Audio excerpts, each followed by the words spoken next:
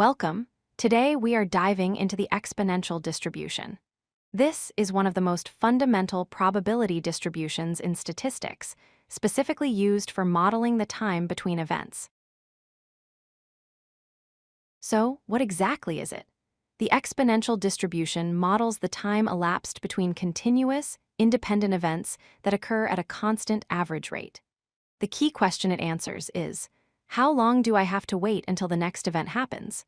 Common examples include waiting for a radioactive atom to decay or simply waiting for the next customer to walk into a shop.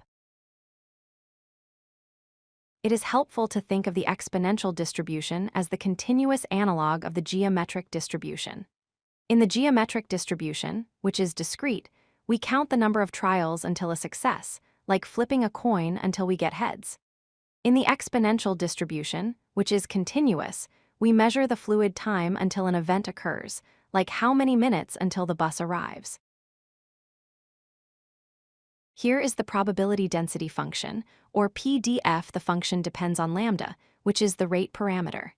Lambda represents the average rate of events per unit of time.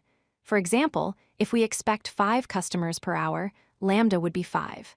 The formula involves Euler's number, e, raised to the power of negative lambda times x. Let's look at the shape of the curve. Notice how it always starts at lambda on the y-axis and decays towards 0 as time increases.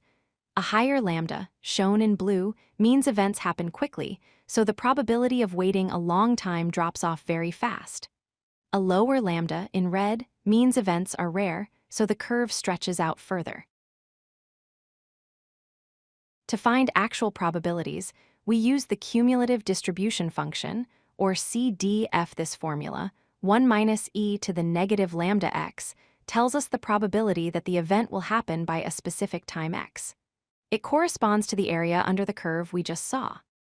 As time goes on, the probability approaches 100%.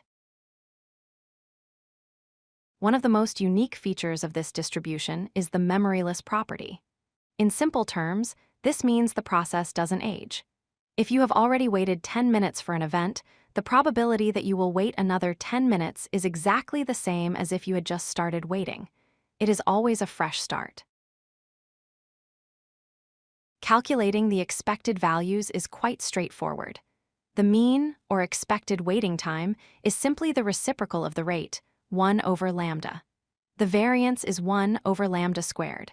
This means that if events happen infrequently, the waiting times will vary wildly.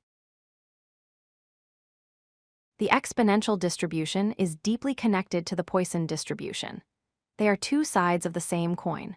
While the Poisson distribution counts how many events happen in a fixed time interval, the exponential distribution measures the time gap between those events. To summarize, use the exponential distribution when you need to model the time until the next event in a Poisson process.